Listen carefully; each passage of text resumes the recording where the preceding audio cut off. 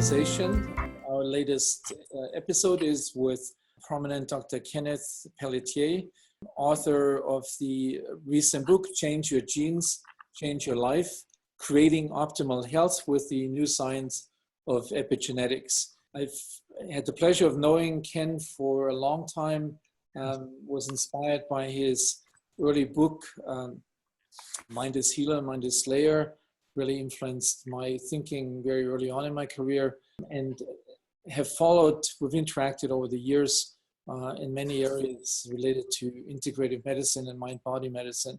So it's a real pleasure to talk to Ken today about his new book and the new concepts that have evolved and have sort of expanded his long-standing knowledge and wisdom about integrative health. So welcome to the show, Ken.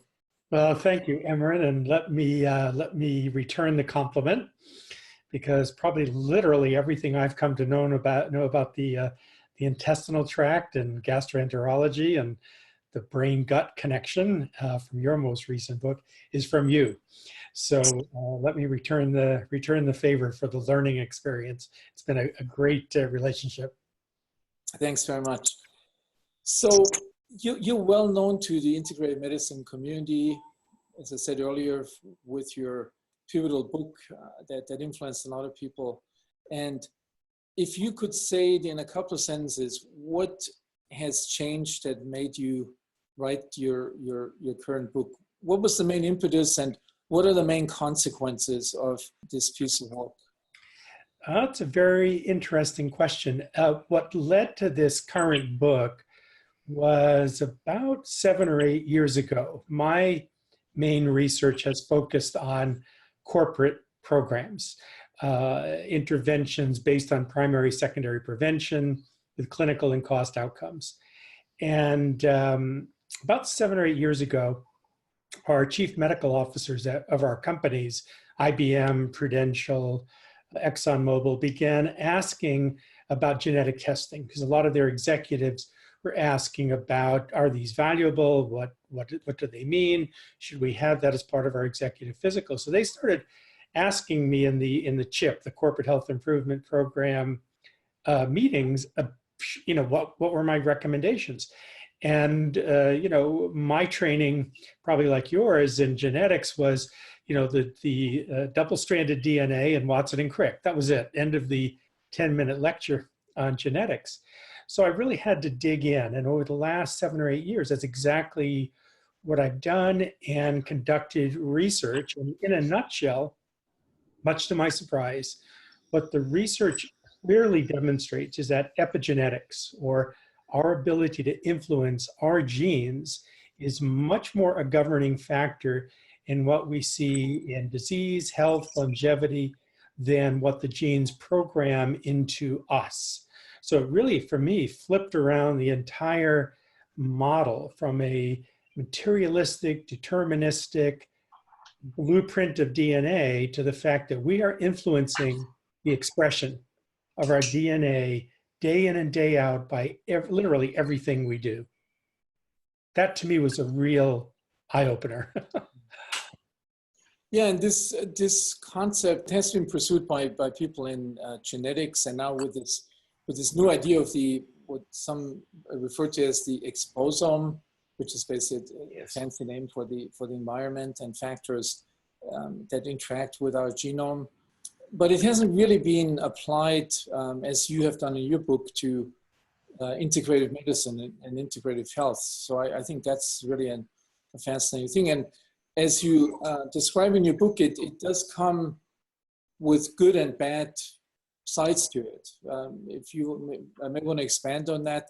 So clearly the early life adversity and the effect this has on modifying genes through epigenetic programming on the one side, and then the effects of lifestyle in terms of nutrition or mind states, mood states have another effect. And then many of the interventions that have been used in integrative health also, as you say, also have an effect, a positive effect on the system. Maybe you want to expand on that a little bit.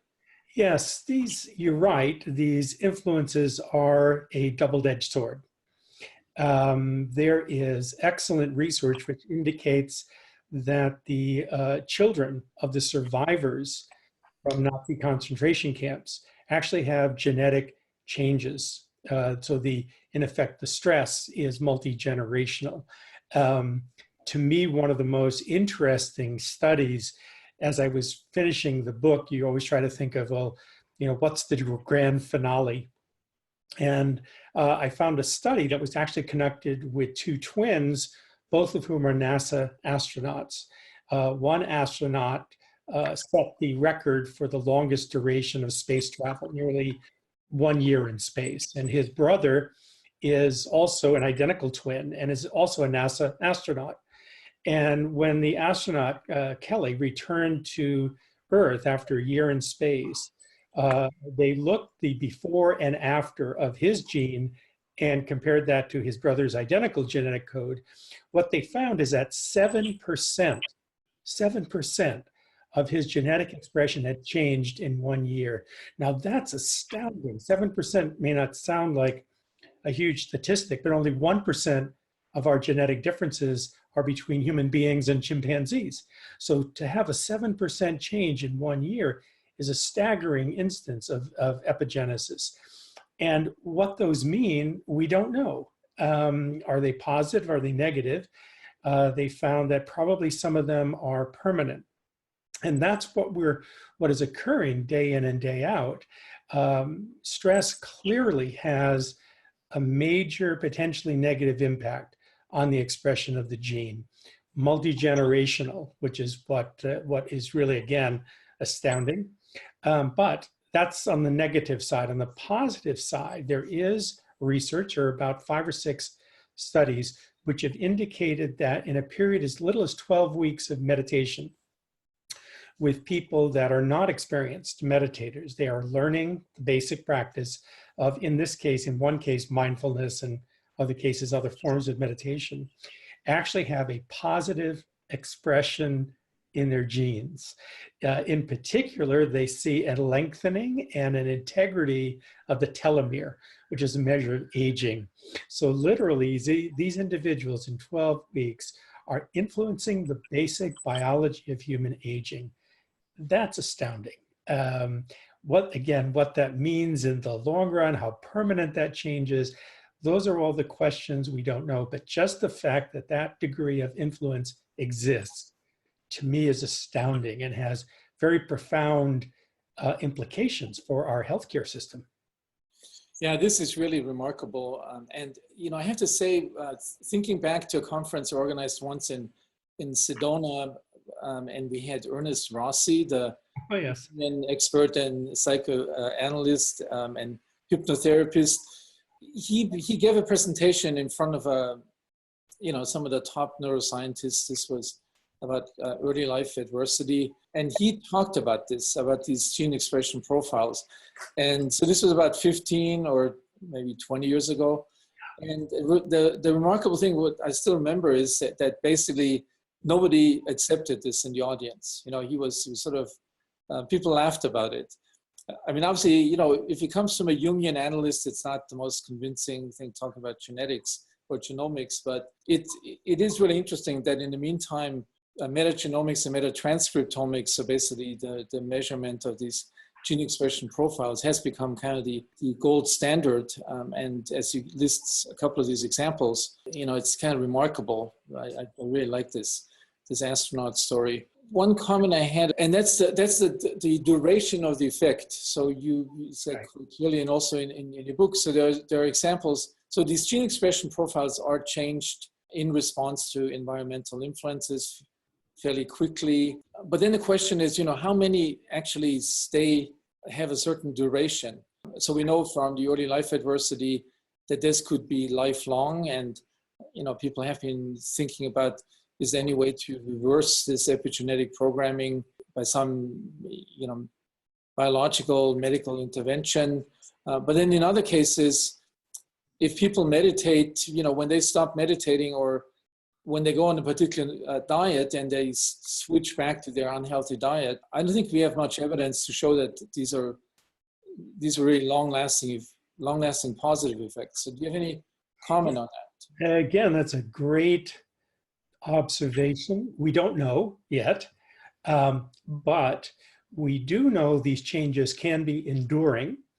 In other words, once you begin to influence a particular, like a reduction in inflammation through diet, once we know that we have an inflammatory response from our genetic code, from our blood assays, from the genetic information from the biome, once we know that's the case, if we then make a decision, we're going to have a non-inflammatory diet, as an example, or we're going to engage in lifelong meditation, those changes can be permanent, but they're not simply permanent by virtue of having changed once. They'll change back, as you rightfully point out. So it's not a matter of, okay, I know my code, I'll throw the switch and it will stay switched for the rest of my life. That's not it at all. And to me, that's what's so fascinating about an integrative medicine model, because it said that we are responsible for our health care. So the fact that you have a diet, you have a meditation, you have an environmental exposure, you have all of the psychosocial factors, friends, engagement, that all of those things influence in a positive way our genes, then the challenge for us is to maintain it. Have that be a healthy orientation, both in terms of health and longevity, for that matter. And this is clearly the biggest challenge. I do remember, participating in some of the sessions of your corporate health improvement program, that the participants, the chief medical officers, always said the compliance, I mean, there's beautiful programs, but the compliance is clearly the most difficult aspect to do. And I think, we sort of know what people have to do pretty much. I mean, we don't know it yet 100% about diet, but we know it about exercise, we know it about mindfulness. But I personally think the main effort should focus on motivating people to actually fundamentally change their lifestyle. I mean, I always say this about diets when I talk at meetings. All these short-term diets. I mean, most people, when they go on a weight loss diet, they go on a ketogenic diet, they lose weight, and then it bounces back. And then I think if you decide to switch to a healthy lifestyle, it's a lifelong decision. And whatever factors and influences we can find to maintain that in the individual, I think that's really the key question. I think we know a lot about the biology, we know a lot about the effectiveness, but we're not very good in really motivating people to make fundamental changes. Would you agree with that?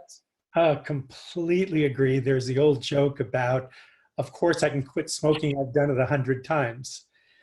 So, we can make changes in human behavior, in ourselves and in patients and the people around us. There's absolutely no doubt that change is possible. There's no doubt that change has an impact on our gene expression. Those two factors we know. What the challenge is, and you rightfully pointed out, is how to sustain that over time. As you know, there are dietary studies which have looked at weight loss. And at the end of a year, they're all the same. Everyone regresses to the mean. On average, everyone gains back the weight they've lost. Interesting enough, Weight Watchers, although I'm not a fan of the particular nutrition in Weight Watchers, actually has the only evidence of sustained weight loss. And when you really think about it, it's not to do with the diet per se, but they have a sustained support group. So you have people that have helped you lose the weight and people that maintain connectivity with you for upwards of a year or longer. To me, that dimension of having a shared goal among people is the key to sustaining behavior change. And one of the most frustrating, difficult factors in any of the worksite programs is not inducing change. We've looked at incentives, we've looked at recognition, building in support systems to programs, and so far we do not know what it is other than somehow sustaining support among commonly motivated people seems to be the variable. Now, how to do that? That's the real challenge. So, you know, we have all quit smoking 100 times, and yes, we know we can do it. Now the trick is staying quit. Yeah, a very fascinating topic, obviously, and you can, you know, build your insights on a lot of experience of like just all these chief medical officers in this CHIP program, you know, with their experience of tens of thousands of people. I've always been impressed that somehow corporations seem to be more clever to come up with these measures than like, for example, the government or you know, other organizations. Well, you know, that's a great observation that you make, and it makes me realize that really it was in 1985 at UCSF School of Medicine when I started the Corporate Health Improvement Program. And the light bulb that went off was when I became, one, I knew that I was more interested in health than disease, which was an anomaly. But the light bulb went off is, what part of our society has a vested interest in health? It's not medical care. We treat disease. We diagnose and treat disease. They're not hospitals. They're not ambulance services. It was the private corporate sector, because they have a vested interest in having employees that are healthy, functional, high-performing, and basically content.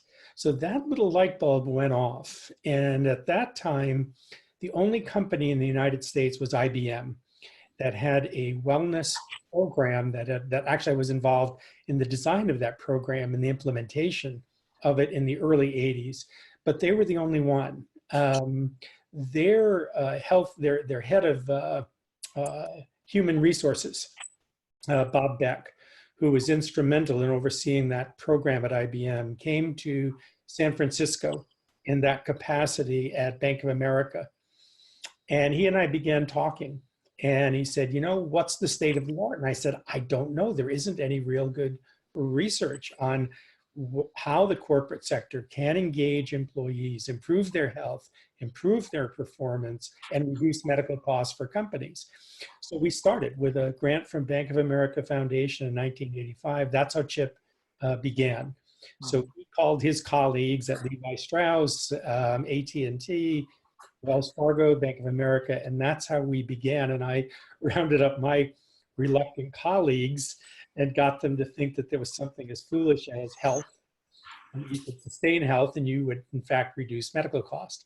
So our fast forward to the present time, in terms of having the CHIP program transferred to UCLA, our objective has remained the same, which is to develop and evaluate innovative health and medical programs with clinical and cost outcomes. And what we've proven over 30 years now is that when you improve health for employees, dependents, and retirees, that there is a return on the investment, that whatever you spend to do that is returned to you in terms of reduced medical costs, increased health, increased productivity, retention, recruitment. All of these other variables are influenced. So it's a positive win for the corporation. Now what we need to do is extend it into the community, into the nation. That's a next level of challenge, but we have models of what can work. And I would think that your book will serve that purpose, and hopefully a lot of people that have something to say about the direction of, you know, investment or focus on health versus disease read your book, because clearly it's sort of creating the biological basis or rationale why these things are not just psychological or soft things that, you know, we've always known, but that they clearly have a direct effect on gene expression and on physical processes within the body and the brain. So I hope that it will serve this purpose. Well, this is a familiar challenge. You reminded me of Mind is Healer. That was 1977. And at that time, the idea that stress had a physiological change in the body, that it underlie most of what we saw as chronic disease, was preposterous. It was completely silly. Mm. And the same response now. I mean, we're talking about epigenetics as though it's accepted, but it's not. If you look, there are about 10 or 12 companies that test genetics, 23andMe and others. And they subscribe to the same deterministic model that we've been discussing. And all of them are statistical predictions. You have an 80% likelihood of disease X and 80% like, whatever. That's a disease prediction model based on biological determinism. You read the code and that gives you a certain prediction. What they leave out is that if you have an 80% likelihood of succumbing to a disease or expressing a particular genetic disease, you have a 20% likelihood that's not going to happen with the same genetic code. My question is, what happens with that other 20%? What can we learn from that 20%? And so that's one model, the kind of disease prediction deterministic model. The one we're talking about are healthy biomarkers. And we know that there are genetic markers, shows up in the blood, end up showing up in the intestinal tract, that we know there are normal ranges. If we optimize those ranges for people, that will predispose them to health and longevity. So the whole approach is different. It's taking the same genetic model, the same predictive assessment, but taking it in a totally different direction. So last thing in this long-winded answer is that if we went into a supermarket, we would look at the products, and every single one of them has a barcode. All the information we want about that food, what it is, what it costs, when it was delivered, is there. We can't read it. We don't have a barcode scanner in our brain. We are looking at the genetic code in the same way. We do not know how to read that code completely. It exists. We know it's influenceable, but exactly what that language is, we're in the stage of hieroglyphics in really understanding it.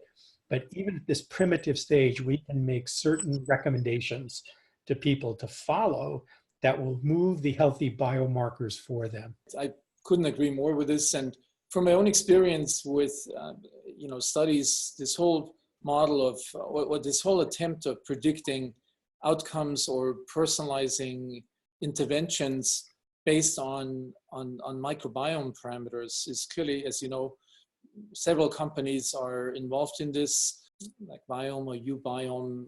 And one thing is becoming apparent. It's really the metatranscriptomics. It's not the individual organisms that many of us share. It's not even necessarily their genes. They have millions of genes, certainly outpacing human genes several hundredfold. But what's really important is what they express with these genes in response to certain environmental stimuli. And, we don't know the answer 100% yet. I think, some of these companies have only been around for a year or two and are still collecting data that ultimately will be fed into these supercomputers and make these predictions.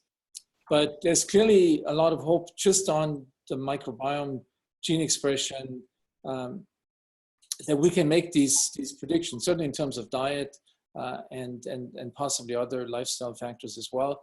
So if you put this together with the host gene expression, clearly the way I see it, this will be the future model of personalized health and medicine. What we're doing right now is really still, in two ways. One is, we in a healthcare system, well, we call it healthcare system, but it's really a disease care system. And secondly, we treat as if everybody were the same, and not really looking at these significant variations in what they do with their genes and what factors influence what their genes express. So I think the area of personalized medicine, based on some of these biomarkers, is certainly what the future will be. What will be happening in the future. You mentioned something about a program that you did in collaboration with the Mayo Clinic. Do you want to comment on this a little bit more? Yes, we actually, there is a company, Thorne Research, which is a nutraceutical company in New York. They're the only nutraceutical company that actually was authorized to use the Olympic logo So in the last Olympic Games in Brazil, the Summer Olympic Games, they were actually allowed to use the Olympic logo in conjunction with their products. So they're a very science-oriented company. They purchased a company called Wellness FX, which is a biomarker display company based on advanced analysis of the blood. So they will look at, rather than normal 12 to 15 variables we might see in clinical practice, they can look at upwards of 200 subfractions, hormone levels, et cetera. And then the third element they introduce, and this gets to the biomic assay, is to work with the Mayo Clinic to look at the biomic assays conducted at the Mayo Clinic. And their goal is to develop what they call a tripartite assay. And that will probably be available at low cost to the general public sometime in 2019. So the genetic and the blood assays are done. The biomic, as you rightfully point out, is extremely complex. And we really are in the supermarket looking at barcodes, trying to understand what that all means. But the study consisted of identifying 50 optimally healthy individuals. These were Olympic athletes, chief executives, military, elite troops in the military, et cetera, and testing out these 3 sets of markers to see, was it possible to determine what was the optimally healthy profile of these 50 individuals? Did they have common elements? And if they didn't have common elements, was there a way to influence them in a more optimal direction? So we're still analyzing the data, but the conclusion was that there were some clear common elements among these individuals, largely driven by diet, which I think was fascinating, and their ability to manage stress. So those seem to be the 2 variables. And the outcome will be recommendations that you could make to a person about dietary changes, ability to change blood chemistry, ability to change your intestinal tract fauna. And that's on its way. And to me, that's what's interesting. The phrase you use, personalized medicine, that's clearly the future. Now we have these raging debates. Is it ketogenic? Is it paleo, high fat, low fat? The carotene diet. I once had a patient one time that was on a carrot fast diet and feeling absolutely awful. And he couldn't understand why. Well, we ran an assay and it turned out he had a violent allergy to carotene. So he was on this carrot juice diet, making himself dreadfully ill. The point is, we don't know who we are biochemically. So how do we match a diet with our own biochemistry? When we can do that, and we are getting close, then we'll have this era of personalized medicine. And I think that's a major change in all of healthcare. And maybe personalized medicine is not the perfect term. It's really personalized health. That the focus should be on, because we don't need personalized. Well, we do need personalized treatments as well, but I think much more important in the long term is really the focus on personalized health and how to optimize it. Totally agree with that. And what we do know, it's interesting from the Thorne and Wellness FX and Mayo Clinic study, but from any number of other studies, the changes we're talking about happen in seconds, in minutes, with the outlier being 10 or 12 weeks. So we are changing all of these predisposing health factors, and they are health biomarkers, in a few seconds. And at worst case scenario, in 10 to 12 weeks. That's astounding. And it takes us back to our earlier discussion. It's not a matter of our ability to detect and change. We can detect and we can change. The challenge is sustaining that. That's going to be the real challenge of the future.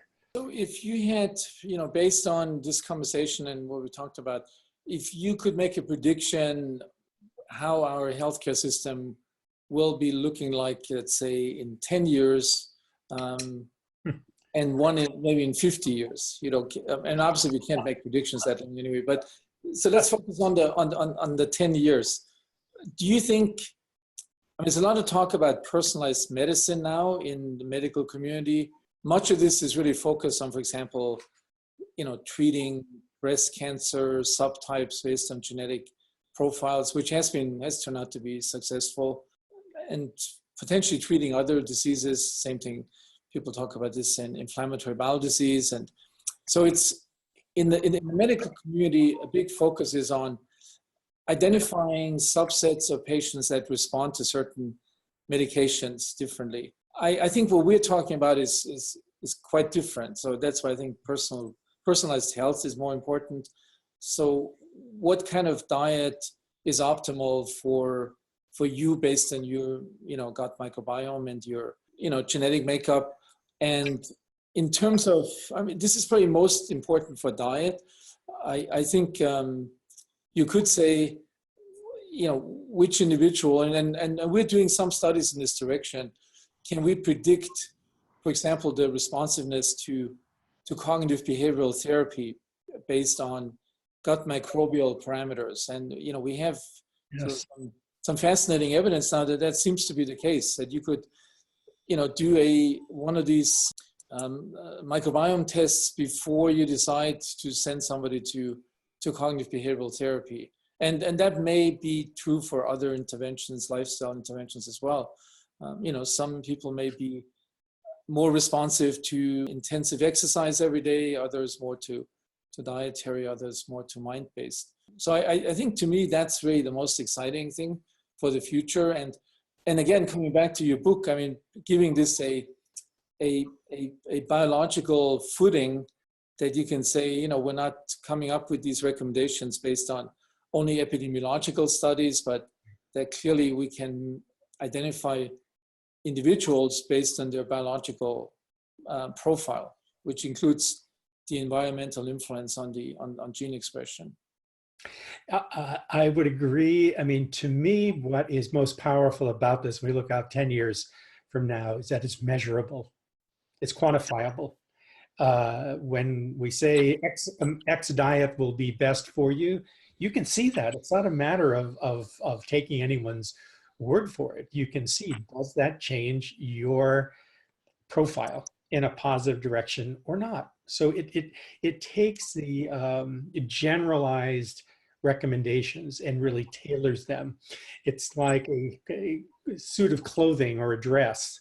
It's really the tailoring that makes the fit and the high quality.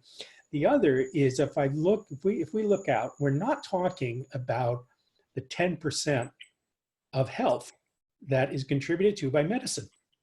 Mm-hmm. We're talking about the 90% that comes from public health measures. Mm-hmm. So I think the real breakthroughs will come when we have, in fact, realized that environmental carcinogens, environmental exposures.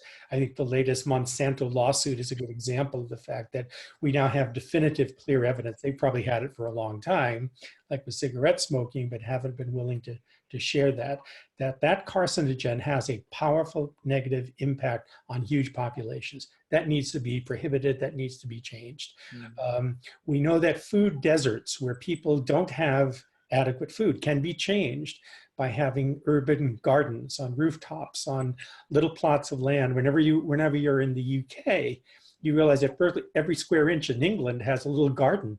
Mm-hmm. And the people derive their fruits and vegetables, more common in Europe and Asia than here in the United States. So the idea that somehow we can have organic, locally grown foods in our own yard at a very, very low cost for large numbers of people will be huge.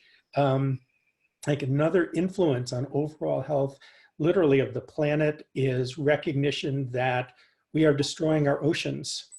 My great love, as you know, is long distance sailing. I've been a sailor since I was 5 years old.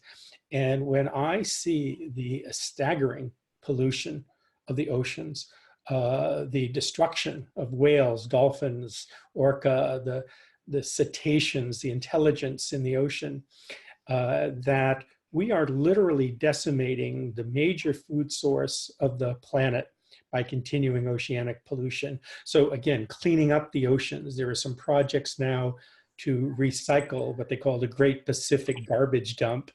It's a huge area between the west coast of the United States and Hawaii that is about twice the size of Texas, which is a huge garbage dump of everything that comes out of the rivers into the ocean from ships, from transit, is piled up there.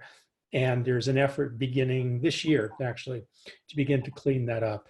That will have a huge impact because it will provide food sources. So indigenous food sources, fishing, are beginning to become scarce for people. We need to, again, reverse that trend. So to me, and medicine will make use of the genetic markers in exactly the way you're describing. Will be more prescriptive and more precise with regard to medications for particular conditions. That's a great direction. I applaud that. I think it's wonderful. But the larger picture that we're talking about, which is how do you create health for a population, we can use these biomarkers to say, look, this diet, this environmental exposure, this level of stress, this noise, this pollution has a specific effect on the biomarker, the genetic expression for these individuals. So we have an objective, clear, unequivocal indication of both the positive and negative influences. When we begin to embrace and address that, then we've got a tiller. We've got a direction that we can take ourselves individually and collectively.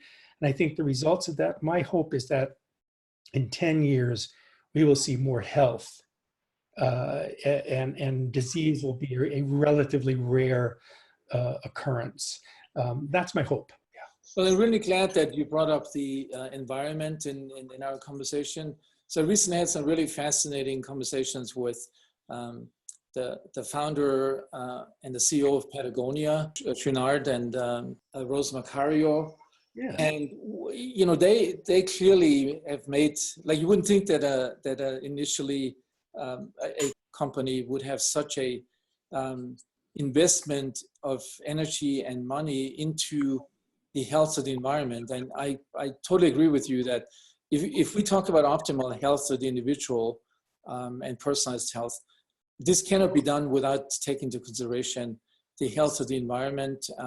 You mentioned the ocean, but the same thing is happening with our soil, the destruction of many aspects of soil health, with then the consequence on the food we grow on it and many other things. So with this comment, I really thank you for this fascinating conversation, and I do want to emphasize to anybody who's listened to this, you can learn a lot more about the topic by reading Dr. Pelletier's book, Change Your Genes, Change Your Life, which has just come out, and it's a very interesting read. And I'm looking forward to working with you now that you will have a connection to UCLA for a long time to come. Thank you very much, Ken. Well, thank you. It's always a pleasure to have a conversation with you. So I look forward to next ones. Okay. Bye-bye. Take care.